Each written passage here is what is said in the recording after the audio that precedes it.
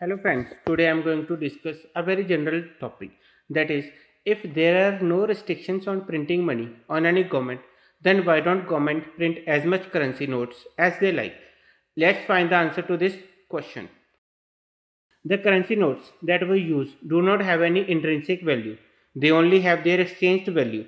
That means 100 rupees notes does not actually mean its value is 100 rupees, but it means that you can exchange it for goods and services worth of 100 rupees. That's why it is called as a legal tender. Now, money is something which can be used as a medium of exchange for payment of goods and services because it is considered as a common good instead of a value. It is totally method because price is determined by the supply and demand of a particular currency. Its value appreciates when demand increases and depreciates when demand decreases. Most of the countries in the world have adopted this system as a medium of exchanging currencies to maintain their fair trade relationships with their partners. So, nowadays, money is required for every trade transaction and in fact for everything in our life. So, again, the question arises that why can't? Wait. It is not why can't, but why don't government print more money to pay off their debts and make everyone rich? Printing more and more money and disbursing it among public to make them rich. It is in the hands of government to print any amount of currency, but why don't government print the excess or unlimited currency? Although India owns its printing machine, then why can't print money of its own choice? This is like if you own a printing machine, then you would love to print money as much as you can, but why not India? Why not India just let everyone millionaire or billionaires of the century? Printing excess money and circulating among public will eradicate poverty, unemployment, stop migration of people to other states and countries for earning money, and will also improve the financial conditions of farmers. Therefore, no more suicides for farmers because of their financial burdens, and so on. It is well said that majority of the problems can be resolved with money only. These are the questions, thoughts or opinions which confuses us the most. If it is too easy to print, then why not excess printing and simply resolving most of the issues? Let's understand the concept in a very simplistic way. Now, if any government tries to print more money, this will hinder the equilibrium of demand and supply, and they will have to face severe consequences. In other words, in every country, the sum of values of all the goods and services produced and exchanged should be equal to sum of all the currency present in that particular country or economy, and it should be in a very balanced way, like a balance of weighing machine. A minor increase or decrease in one parameter will create imbalance or instability in the economic system. So it should be in a very neutral, balanced and equilibrium way always. Suppose एक country है जहाँ पे सिर्फ 10 लोग ही रह रहे हैं और 10 लोगों के पास 100 रुपीज़ है, टोटल हमारे पास 10 इंटू 100 इजिकल टू 1000 रुपीज़ हो गए, और वहाँ पे गुड्स एंड सर्विसेज प्रोड्यूस कितनी है 50 kg of rice. So total currency हमारे पास कितनी है 1000 rupees and total goods and services produce कितनी है 50 kg. मतलब हम 1000 रुपये में सिर्फ 50 kg ही बाय कर सकते हैं. अब क्या हुआ, गवर्नमेंट ने और प्रिंटिंग कर ली. जितने ज़्यादा नोट्स प्रिंट हो रहे थे, गवर्नमेंट ने सोचा कि ठीक है इनको हम और से और नोट्स दे देते हैं. अब गवर्नमेंट ने 100 रुपीज़ की जगह उनको 500 रुपीज़ दे दिए. अब वहाँ पे क्या हुआ, सेकेंड सिनेरियो में जब आफ्टर प्रिंटिंग उनके पास क्या हुआ, 10 इंटू 500 टोटल अमाउंट कितनी होगी, करेंसी इंक्रीज होगी 5000 rupees. But on the other hand जो गुड्स एंड सर्विसेज प्रोड्यूस हो रही थी वो तो कांस्टेंट ही रही, उनमें तो कोई चेंजेस आया ही नहीं. सो हमारी गुड्स एंड सर्विसेज कितनी रही 50 kg of rice only.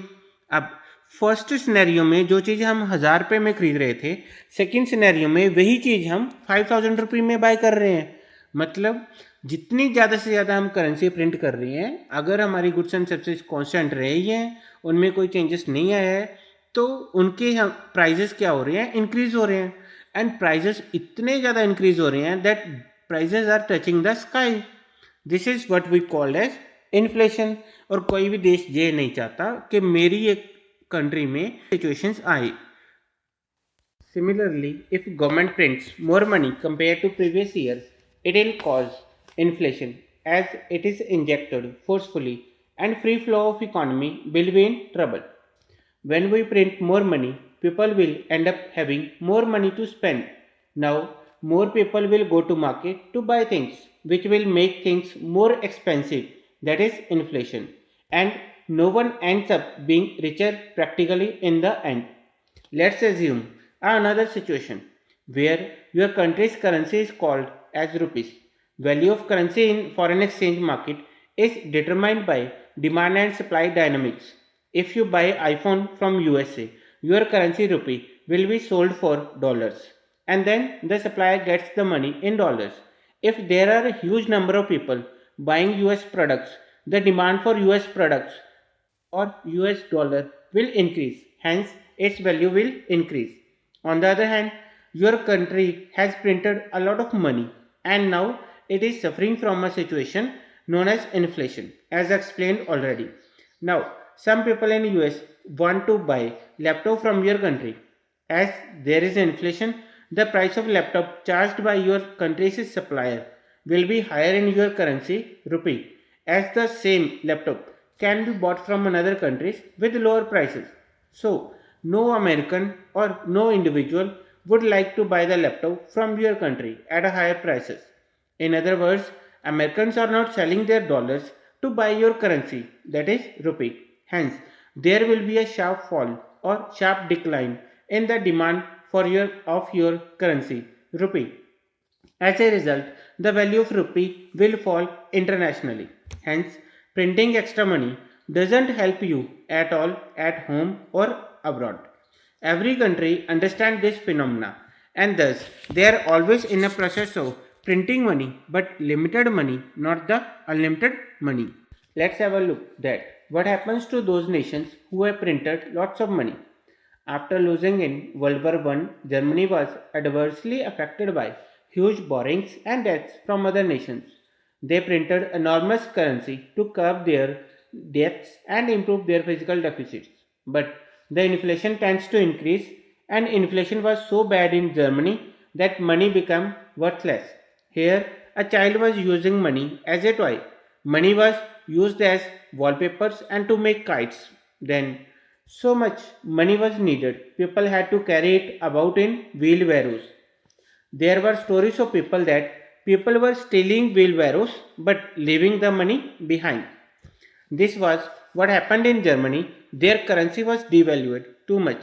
This further caused the hyperinflation of 1920s. The hyperinflation led to the collapse of entire economy. This happened recently with Zimbabwe in 2008 to mitigate their financial crisis and to make their economies grow. Zimbabwe printed lots of notes thinking that people will have more money. What in turn happened was even a single egg ended up costing thousands of Zimbabwean dollars. There arisen a situation of hyperinflation, but even then they kept printing $100 billion notes. Wow. Then Zimbabwe was hit by hyperinflation. Prices rose as much as 231 million% in a single year.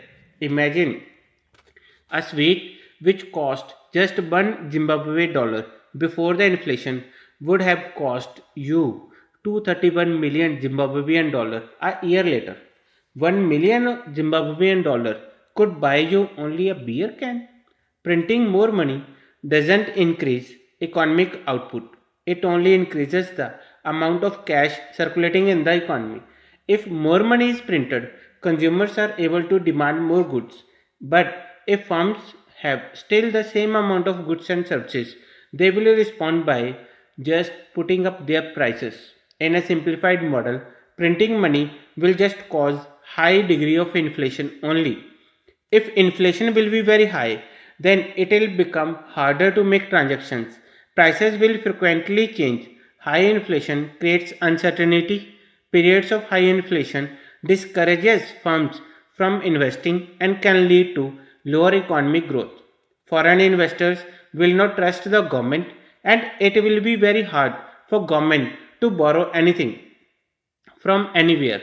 Therefore, it will lead to collapse of economy, nothing else.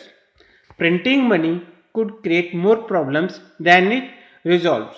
Hence, to avoid this situation, take a loan from someone like World Bank, IMF if you need more money instead of printing more and more currency notes. But in case of a loan, because in case of a loan you will have to repay it back, and then it will be accounted as a liability, and thus it will not create or cause inflation. Now the question arises that how much government should print.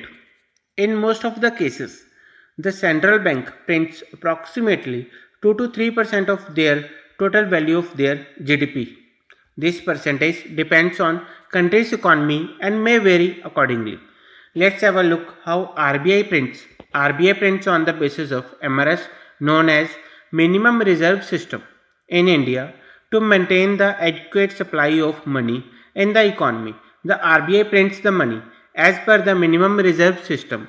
Under MRS, for printing rupees 200 crores, RBI has to keep a minimum reserve of rupees 200 crores comprising of gold and foreign currencies. Out of this 200 crores, rupees 115 crore should be in the form of gold and rupees 85 crores should be of foreign currencies. The purpose of shifting to MRS was to expand the money supply to meet the needs of increasing transactions in the economy. Sometimes India prints 5% extra to meet the emergency needs. So in nutshell, we can say that please avoid printing extra money